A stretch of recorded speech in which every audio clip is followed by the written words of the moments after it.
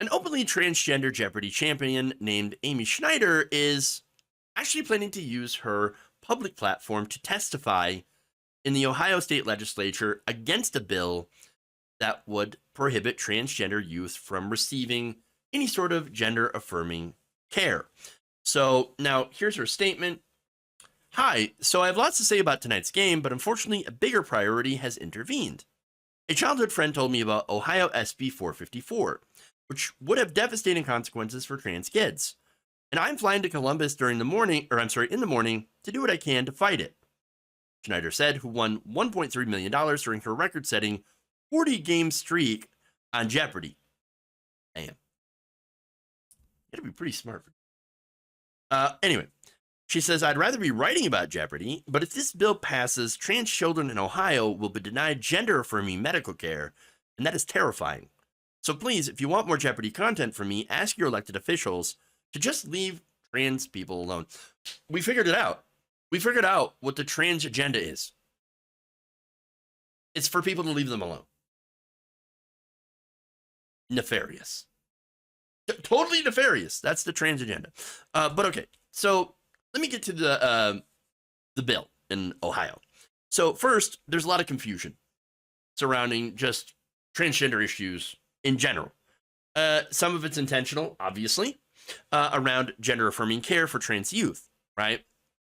Now, let me tell you what that is. It mainly refers to social transitioning. Like, for example, addressing as the gender you identify with, presenting as your gender identify with, right? As well as being able to change your name and you know, have be addressed by the proper pronouns, etc. Again, that generally applies to younger kids.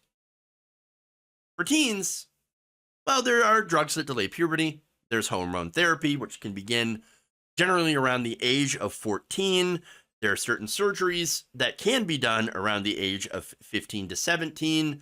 Now, I know people freak out about that, but understand that access to those surgeries is pretty limited.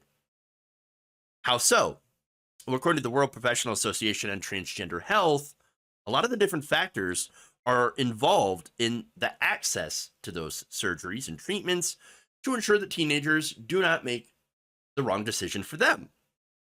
Dr. Eli Coleman, for example, chair of the group's Standards of Care and director of the University of Minnesota Medical School's Human Sexuality Program, stressed that the age is just one factor to be weighed. So just because you might be between the ages of 15 and 17 doesn't mean that you will qualify to get some of this gender-affirming care. He said, emotional maturity, parental consent, longstanding gender discomfort, and a careful psychological evaluation are among other factors going to determine whether or not you would be approved to get some of this surgery, which generally, I think at most, some of the facial feminization surgeries and of course, having to do with top surgery. Certainly, he says, there are adolescents that do not have the emotional or cognitive maturity to make an informed decision. That is why we recommend a careful, multidisciplinary assessment. So now, that's one of the issues here, by the way, that surrounds the entire conversation. Just the fact that facts are not getting out there. And it's been replaced by hyperbole. For example, if you listen to people like Matt Walsh, which, by the way, you shouldn't, idiot, lives of TikTok, etc., you think that toddlers are just strolling up into the doctor's office by themselves and getting shot up full of estrogen or getting their genitals removed. That's not what's happening. It's not reality. It's insanely untrue and just insane. And it's there for, of course, a purpose. They say this for a reason, and that is to rile people up. In reality, there is a process. It's a large process which involves, in every step of the way, to actually transition, evaluations, parental consent. And so these are facts. That said, you have all sorts of, states like Ohio that are passing bills that are just preventing all of this from happening, any of this from happening. Ohio says we don't care about what the experts and parents of the children are actually saying. We just want to ban it outright because we hate trans people. It's the newest culture war issue. HB 54, co-sponsored by State Representatives Gary Click and Diane Grendel, would prohibit transgender youth from accessing gender-affirming care in the state and bar educators from withholding information on a child's gender dysphoria from their parents. The bill also threatens to remove the licensure of physicians who provide gender-affirming care to transgender youth, as well as opening up those physicians to civil lawsuits. According to Human Rights Campaign data, 13 states have implemented these laws this year, while 23 others have introduced them. So now, look, here's what's going on.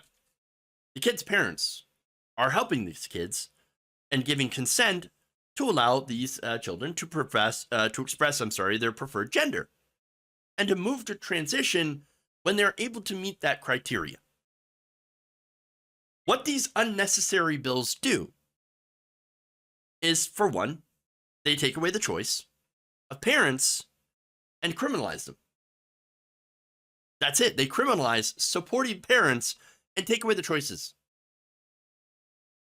It also outs trans youth to non-supportive parents if they happen to confide in a teacher or a counselor that they might be transgender. Remember, these teenagers can't go to a doctor on their own and start getting hormones and start doing all this stuff. So generally, if you have an unsupportive parent, you might go to school and, as a trans teen, and maybe outwardly express that, you are a transgender person. And then, of course, there's, when you go home, having to face these unsupportive parents.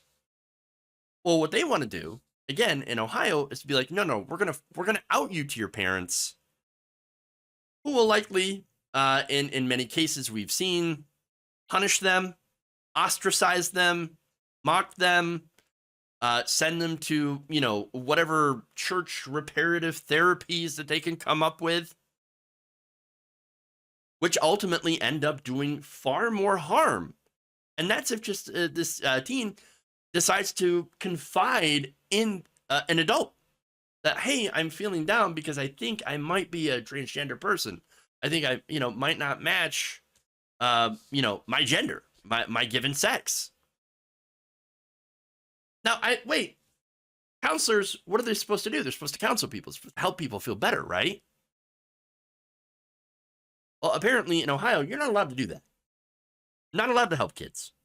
So understand that the point of these bills is not to protect children, it's actually to punish transgender children and to punish the parents who support transgender children. It is a moral panic created by the right wing that is being driven by lies, hatred, bigotry, and fear. So now, getting back to Schneider, who is, fighting on trans kids' behalf, she concludes, we're not trying to bother anyone. We're not a threat. We just want to, post Jeopardy recaps on Twitter or whatever. Same as anyone else. Thank you.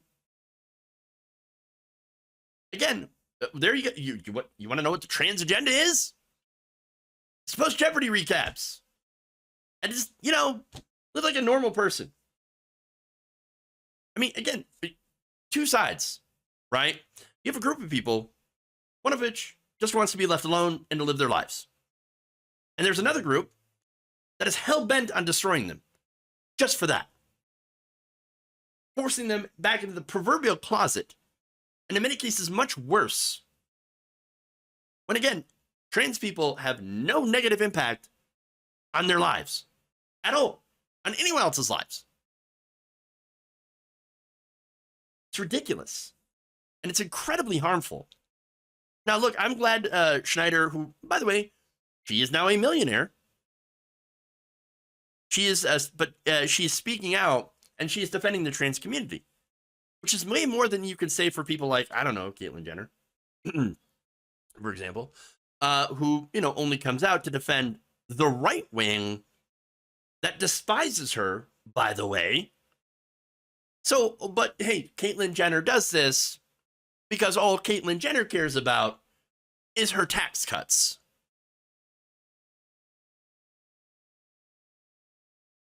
So it just shows you, what people do with their platforms, what they do when they come into money. It really shows you their character, who they are. And so Amy Schneider, wonderful person, wonderful character, and someone who is actually fighting to defend trans rights in her community. So I just want to, give her a huge credit and a shout out for that.